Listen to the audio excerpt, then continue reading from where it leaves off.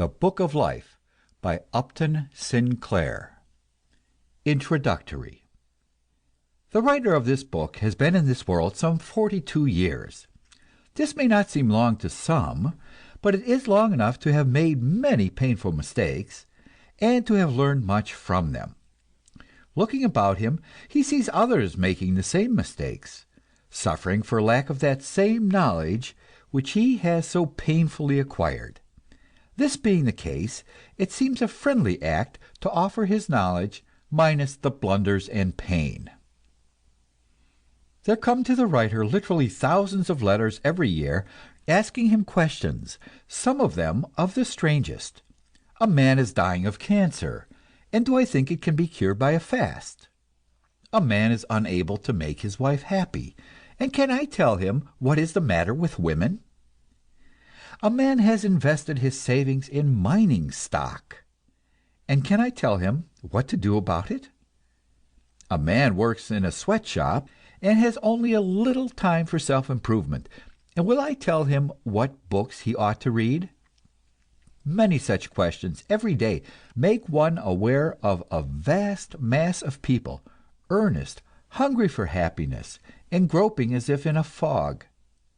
The things they most need to know they are not taught in the schools, nor in the newspapers they read, nor in the church they attend.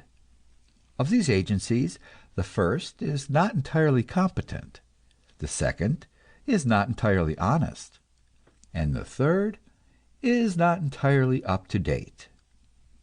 Nor is there anywhere a book in which the effort has been made to give everyday human beings the everyday information they need for successful living of their lives. For the present book, the following claims may be made.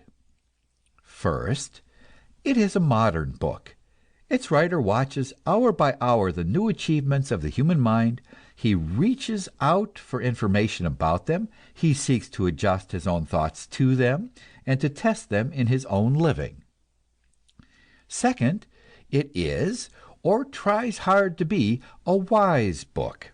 Its writer is not among those too ardent young radicals who leap to the conclusion that because many old things are stupid and tiresome, therefore everything that is old is to be spurned with contempt, and everything that proclaims itself new is to be taken at its own valuation. Third, it is an honest book.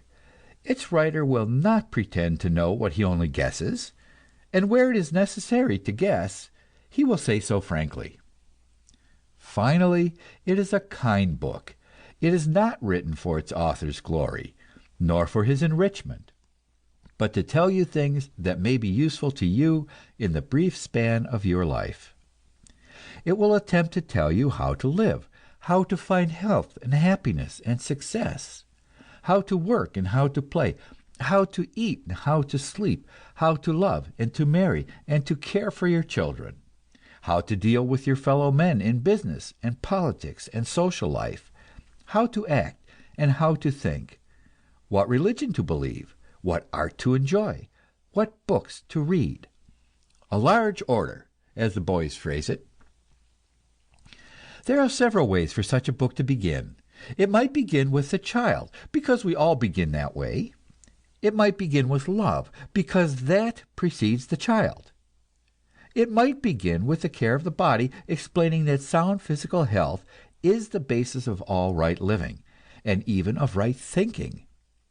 It might begin, as most philosophies do, by defining life, discussing its origin and fundamental nature. The trouble with this last plan is that there are a lot of people who have their ideas on life made up in tabloid form.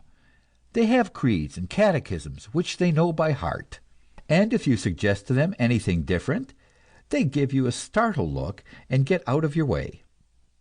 And then there is another, and in our modern world a still larger class, who say, "Oh, shucks, I don't go in for religion and that kind of thing." You offer them something that looks like a sermon, and they turn to the baseball page. Who will read this book of life? There will be, among others, the great American tired businessman, He wrestles with problems and cares all day, and when he sits down to read in the evening, he says, "Make it short and snappy." There is the wife of the tired businessman, the American perfect lady. She does most of the reading for the family, but she has never got down to anything fundamental in her life, and mostly she likes to read about exciting love affairs, which she distinguishes from the unexciting kind. She knows by the word romance. Then there is the still more tired American working man, who has been speeded up all day under the bonus system or the piecework system, and is apt to fall asleep in his chair before he finishes supper.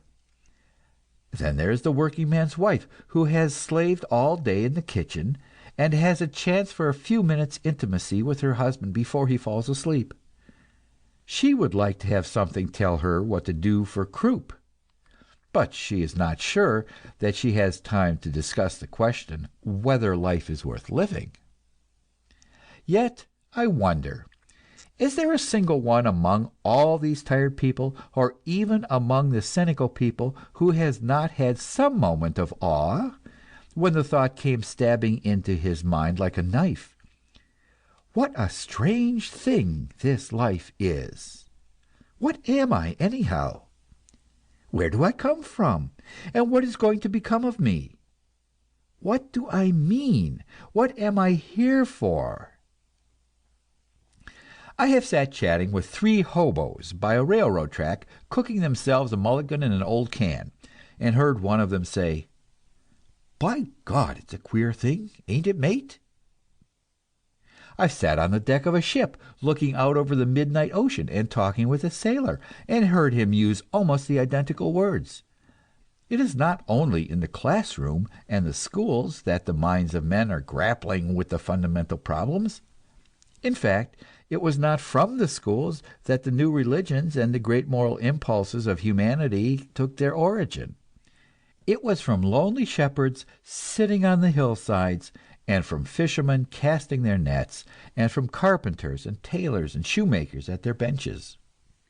Stop and think a bit, and you will realize it does make a difference what you believe about life, how it comes to be, where it is going, and what is your place in it. Is there a heaven with a God who watches you day and night and knows every thought you think, and will someday take you to eternal bliss if you obey his laws? If you really believe that, you will try to find out about his laws, and you will be comparatively little concerned about the success or failure of your business. Perhaps, on the other hand, you have knocked about in the world and have lost your faith. You have been cheated and exploited, and have set out to "get yours," as the phrase is, to feather your own nest. But some gust of passion seizes you, and you waste your substance, you wreck your life. Then you wonder, who set that trap and baited it? Am I a creature of blind instincts, jealousies and greeds and hates beyond my own control entirely? Am I a poor feeble insect blown about in a storm and smashed? Or do I make the storm? And can I in any part control it? No matter how busy you may be, no matter how tired you may be, it will pay you to get such things straight, to know a little of what the wise men of the past have thought about them, and more especially what science with its new tools of knowledge may have discovered. The writer of this book spent 9 years of his life in colleges and universities. Also, he was brought up in a church. So he knows the orthodox teachings. He can say that he has given to the recognized wise men of all the world every opportunity to tell him what they know. Then, being dissatisfied, he went to the unrecognized teachers, the enthusiasts and the cranks of 100 schools. Finally, he thought for himself. He was even willing to try experiments upon himself. As a result, he has not found what he claims is ultimate or final truth, but he has what he might describe as a rough working draft, a practical outline, good for everyday purposes. He is going to have confidence enough in you, the reader, to give you the hardest part first. That is, to begin with the great fundamental questions. What is life? And how does it come to be? What does it mean? And what have we to do with it? Are we its masters or its slaves? What does it owe us? And what do we owe to it? Why is it so hard? And do we have to stand its hardness? And can we really know about all these matters, or will we be only guessing? Can we trust ourselves to think about them, or shall we be safer if we believe what we are told? Shall we be punished if we think wrong? And how shall we be punished? Shall we be rewarded if we think right? And will the pay be worth the trouble? Such questions as these I am going to try to answer in the simplest language possible. I would like to avoid long words altogether if I could, but some of these long words mean certain definite things, and there are no other words to serve the purpose. You do not refuse to engage in the automobile business because the carburetor and the differential are words of 4 syllables. Neither should you refuse to get yourself straight with the universe because it is too much trouble to go to the dictionary and learn that the word phenomenon means something else than a little boy who can play the piano or do long division in his head. End of Introductory.